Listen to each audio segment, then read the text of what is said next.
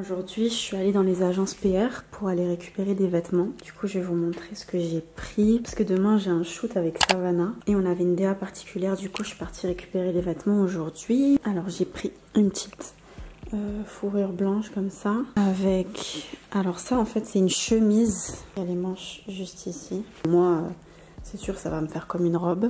Parce que je suis toute petite. Là, on a pris ce petit haut là. Trop joli, avec les manches comme ça. Que je vais mettre sûrement soit avec cette jupe là ou celle-ci. Je sais pas encore, on va voir, faut que j'essaie. Et après j'ai pris ça avec ça. J'ai pris cette petite chemise là, il y a une plume dans le dos, trop jolie. Et j'ai pris cette robe là. Elle est incroyable. Je l'avais déjà vue auparavant. Là, bah, du coup, je pouvais l'emprunter. Donc, je suis trop contente parce qu'elle est vraiment trop belle. Simba, pas de bêtises. Hein. Il me fait peur, lui. C'est mon cœur. Je suis trop contente. Je voulais un manteau noir comme ça. Regardez. Je sais pas si vous voyez la matière. J'ai reçu aussi mes New Balance parce que je vais collaborer avec eux. Oh, elle est trop jolie. Oh non, elle est trop belle. Elle est trop jolie, sérieux.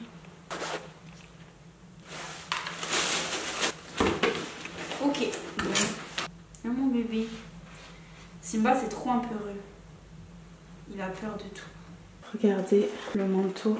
Il est trop beau, je suis trop contente.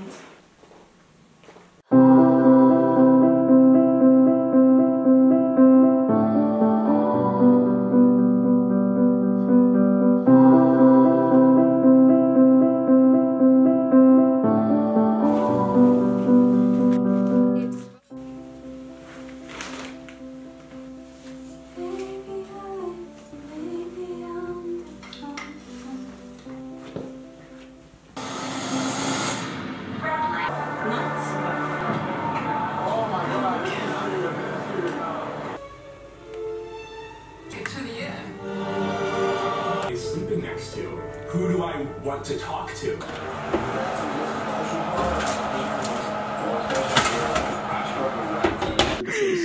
Simba!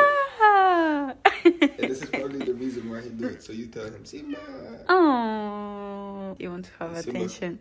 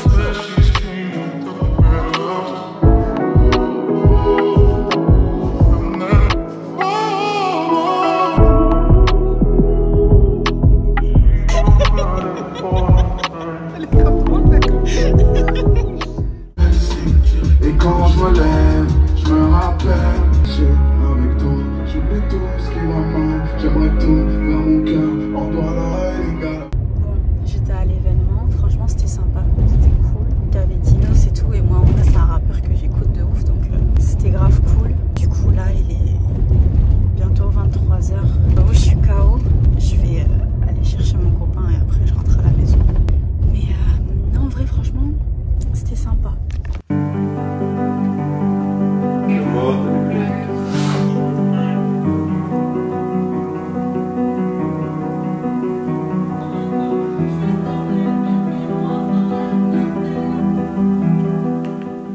Aujourd'hui, je suis partie à la salle de sport. J'ai un coach maintenant qui qui s'appelle Giovanni. Ça m'aide à rester concentrée parce que moi j'ai une tendance à être un peu flemmarde quand même sur les bords. Donc le fait d'avoir quelqu'un derrière moi, ça m'aide beaucoup. Ah non, les jeudis, ouais. Et samedi soir, on va tout installer du coup dans le pop-up.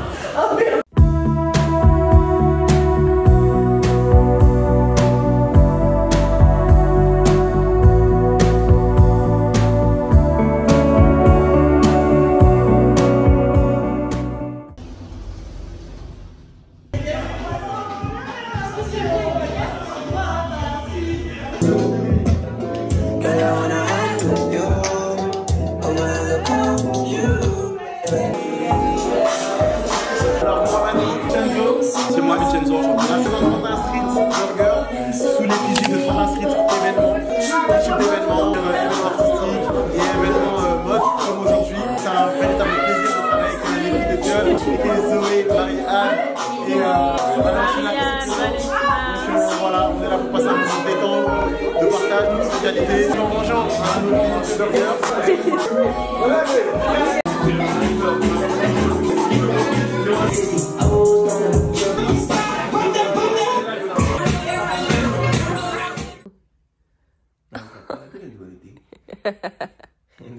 It's really like a potato. It looks like a potato. Yeah. Comme un orchestre, tu vois.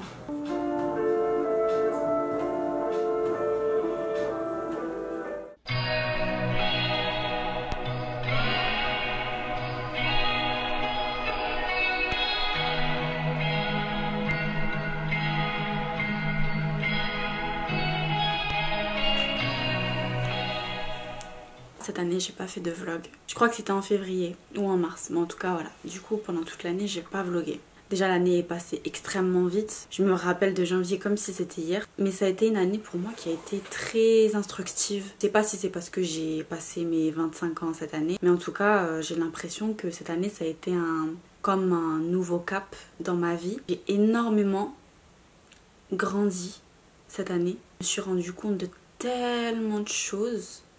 Et j'ai pu faire une rétrospective par rapport à tout ça. Et sans forcément m'en rendre compte, tu vois, c'est vraiment juste avec le temps. Je suis vraiment reconnaissante de cette année. Et après, c'est pour ça aussi que voilà, je m'étais un peu détachée des réseaux sociaux. Plus de mal à poster, j'ai plus de mal à toutes ces choses-là. Après, c'est parce que j'ai pris conscience de plein de choses aussi. Je sais que voilà, les réseaux sociaux, c'est quand même assez dangereux, toutes ces choses-là. J'ai pris conscience de ça.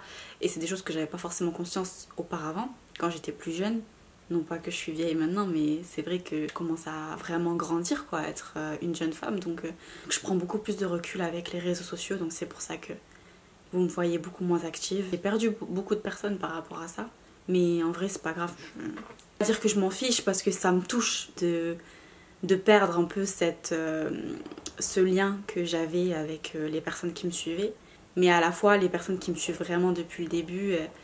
elles savent qui je suis et comprendront surtout pourquoi j'ai pris ce recul-là. Et en vrai, on grandit tous en même temps aussi. Donc la plupart des personnes qui me suivent ont mon âge. En majorité vont me comprendre, je pense. Mais je pense que c'est à moi aussi quand même de trouver un juste milieu parce que c'est quand même quelque chose qui m'anime. C'est pas quelque chose que je déteste, bien au contraire. Donc il faudrait quand même que je trouve ce juste milieu pour voilà, m'épanouir dans ce que je fais sans que ça prenne une trop grande place dans ma vie qui m'étouffe. Aussi, je voulais vous parler d'un sujet parce que la dernière fois j'ai regardé une vidéo d'une fille qui disait la partie la plus difficile était quand ta vie ne matche pas avec le potentiel que tu as. Et quand j'ai vu cette vidéo, je comprenais exactement tout ce qu'elle disait et elle a réussi à mettre un point sur une peine que j'avais en moi, mais je savais pas exactement ce que c'était. J'ai envie d'en parler avec vous parce que je pense qu'on est pas mal à vivre la même chose,